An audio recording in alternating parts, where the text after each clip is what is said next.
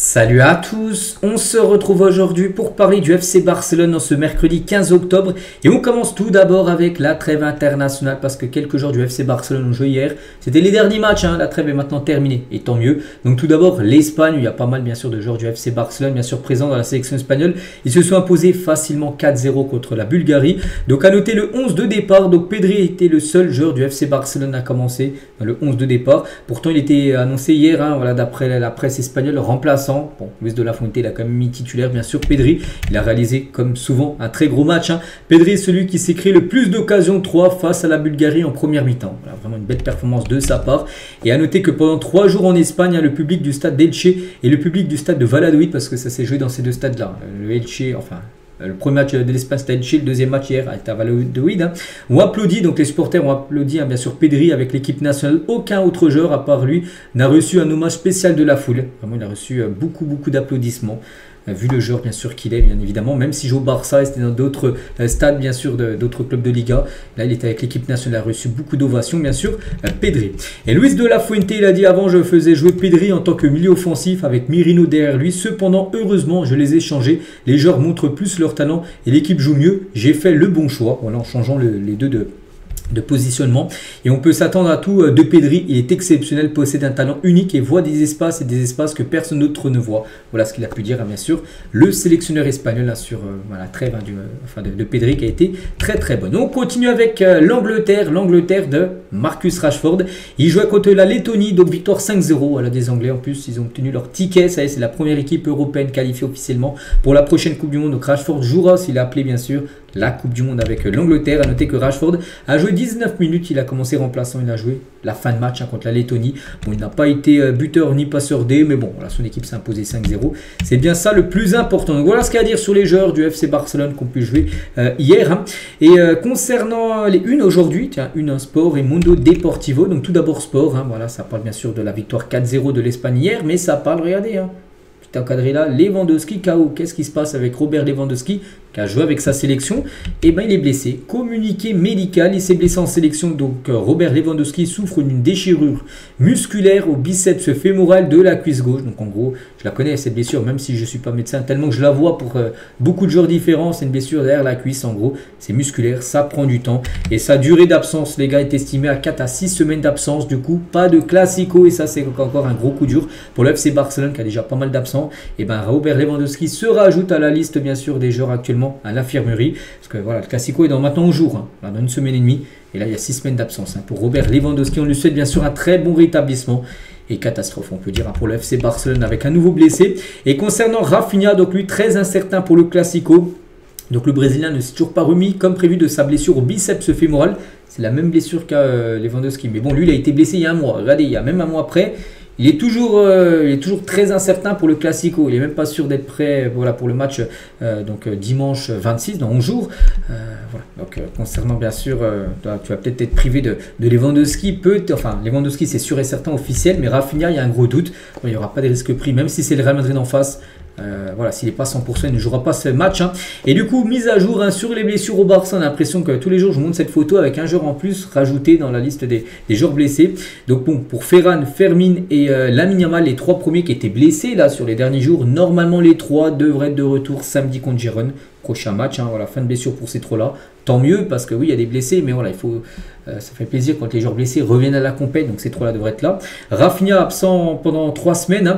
Voilà, donc est-ce qu'il sera là ou pas? Ça va être très dur, parce que s'il y a encore 3 semaines de disponibilité, alors que le match a lieu dans 1 semaine et demie, ça sent compliqué. Daniel Mo c'est 3 semaines, Juan Garça c'est 1 mois, Lewandowski pendant 4 à 6 semaines, Ter Stegen encore 2 mois, et Gavi à l'arrêt encore pendant 4 mois, Gavi, vu que ça fait déjà 1 mois qu'il est blessé, parce que de base c'était 5 mois. Donc voilà, concernant le point sur les blessures, et comme je l'ai dit les gars, il y a ce match contre le Real Madrid, et c'est une équipe vraiment très remaniée, parce que voilà, beaucoup de joueurs seront indisponibles pour cette rencontre.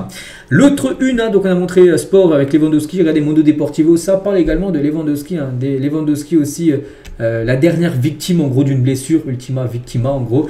Voilà, bon, ça parle aussi de Play Barça en gros, de ce match contre le Real Madrid, c'est vrai qu'à 11 jours de ce Classico, commence de plus en plus d'infos, et surtout le maillot, ça y est les gars, a été dévoilé, je l'ai montré hier, ce maillot que porteront les joueurs du Barça lors du Classico, avec le sponsor Play, en gros c'est le nom d'album de Ed Sheeran, l'artiste mis en avant voilà, pour ce match. Hein.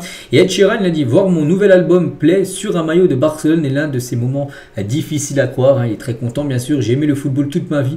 Alors voir ma musique exposée sur une scène aussi emblématique et la partager avec les fans du monde entier, cela signifie beaucoup pour moi. Donc voilà ce qu'il a pu dire par rapport à ce partenariat. Enfin, c'est surtout Spotify hein, voilà, qui met en avant des artistes. Ils ont mis Rolling Stone, Drake ou Rosalia à l'époque. Là, ça sera Ed Sheeran hein, pour le prochain Classico.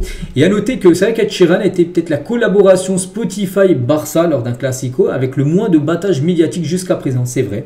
C'est qu'à l'époque, on parlait beaucoup plus. Voilà, quand par exemple Drake a été le sponsor, ça faisait beaucoup plus parler le Drake, Rosalia ou même les Rolling Stones que Ed Sheeran. Bon, ça reste comme un très grand artiste, un très grand chanteur, mais c'est que ça passe un peu inaperçu en gros que Ed Sheeran sponsorisera en gros le maillot. Hein. Enfin, c'est plutôt Spotify, mais le nom de son album sera présent sur le maillot. Toujours avec le Classico, il est lieu dans le jour. C'est qu'il y aura des matchs avant. N'oubliez pas qu'il y a le match contre Girone, l'Olympiakos avant, mais bon, ce gros match, hein, tout le monde a hâte de le voir jouer. Donc, prix des billets aussi pour le Classico Bernabéu. Donc, les billets normal les moins chers, hein, 135 €. Les places sont quasiment triplées en termes de prix, les gars, pour ce match. Hein. Billet normal le plus cher, 465 €. Voilà. Et la zone VIP, bien sûr, hein, les loges, hein, c'est 990 €. Voilà, les places, hein, vraiment, enfin, du côté du RAL, ils ont énormément augmenté les prix hein, pour ce match, hein, bien sûr, qui sera, comme d'habitude, à guichet fermé du côté du Bernabéu. On continue cette fois-ci, on revient nous à Barcelone. Hein, et dernière séance d'entraînement, les photos. Hein, vous savez que j'aime bien vous les montrer, les photos d'entraînement pour voir voilà, l'état de forme tout ça, des joueurs. On commence tout d'abord avec Hansi Flick. Hein.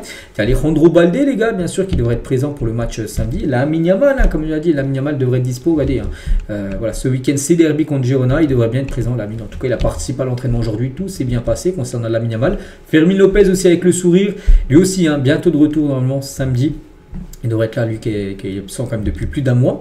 Aussi, là, c'est Marc Casado, bien évidemment, hein, le jeune milieu de terrain. Chesney, qui devrait rigoler encore pendant un mois. Juan Garcia, forfait. Hein. Donc, Araujo, on peut voir également, c'est le jeune Marc Bernal, bien évidemment. Donc, voilà, quelques photos de l'entraînement avec beaucoup de sourires, beaucoup de soleil aussi actuellement du côté de Barcelone.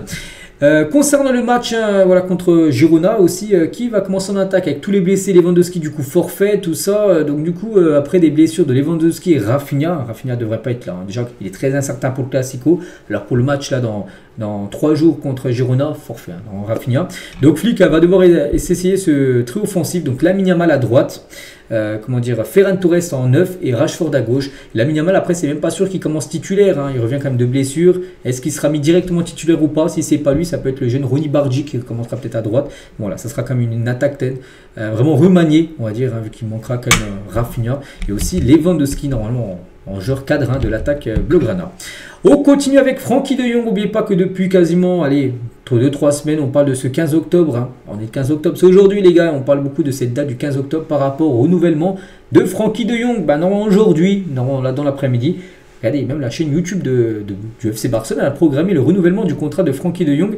Donc aujourd'hui, à 13h30, il y aura un événement là, qui est programmé aujourd'hui à 13h30 sur la prolongation de Jong. On en reparlera demain. Normalement, De Jong devrait prolonger aujourd'hui jusqu'en 2029. Hein, ça, c'est que je le dis quand même depuis 2 semaines. Voilà. Normalement, ça devrait être officiel aujourd'hui. Rafinha tient quelques déclarations de sa part. Beaucoup de gens voulaient que je quitte Barcelone après mes premiers matchs. Hein. Peut-être que je ne faisais pas ce qu'ils voulaient. Je n'étais pas le joueur qu'ils attendaient et ils ne voyaient pas d'avenir pour moi. Et ce n'était pas un petit groupe. Hein. C'était quelque chose de tangible et de clair. Voilà. À l'époque, quand il est arrivé au Barça, hein, ses premiers pas au Barça, quand il venait de quitter Leeds hein, pour arriver au Barça, c'était beaucoup qui disaient voilà, c'est peut-être pas un joueur qui va réussir à Barcelone, tout ça, Nani, il faut qu'il parte. Bon, maintenant les gars, c'est un cadre, hein, bien sûr. Hein. Les gens veulent peut-être que je marque 30 buts par saison, mais ce n'est pas mon style. Hein. Je ne suis pas un attaquant, je suis un joueur qui aide avec dévouement et travaille acharné. Il mouille le maillot, en gros, c'est Rafinha. Il donne tout ce qu'il a, bien sûr. Hein. C'est vrai que la saison dernière est exceptionnelle, mais voilà, s'il fait moins bien cette saison, peut-être et certainement, parce que déjà il a été beaucoup blessé, donc il a loupé des matchs. Hein. Donc voilà, c'est pas qu'il a mis 30 buts la saison dernière qu'il va maintenant mettre 30 buts chaque année. Voilà, Rafinha, hein, il le dit. Hein. Et je sais qui je suis et je sais tout ce que j'ai traversé pour arriver ici. Les opinions de ceux qui ne me connaissent pas et ceux qui ne savent pas la moitié de ce que j'ai souffert ne m'affecteront jamais. Voilà ce qu'il a pu dire. Hein. Il entend des fois des critiques, mais ça ne l'atteint pas, tout simplement. Rafinha, il a bien raison. Le Barça sait que Gilberto Mora, donc un tout jeune joueur mexicain, il est dit que c'est le Pedri mexicain, il joue à Tijuana du côté du Mexique, ne donne pas la priorité au Real Madrid et continue à suivre ses progrès. Donc son agent Rafaela Pimenta entretient de bonnes relations avec Laporta. Rafaela Pimenta, c'est aussi l'agent de, par exemple, de Erling Haaland, par exemple. Elle est aussi agent de ce tout jeune joueur, les gars, que le Barça suit. Il y a le Real Madrid aussi sur le coup, mais voilà, on peut voir que le Real et le Barça sont totalement dans la course concernant ce jeune Mexicain. Concernant Juan Garcia, donc est un grand gardien, donc c'est un journaliste qui a dit ça.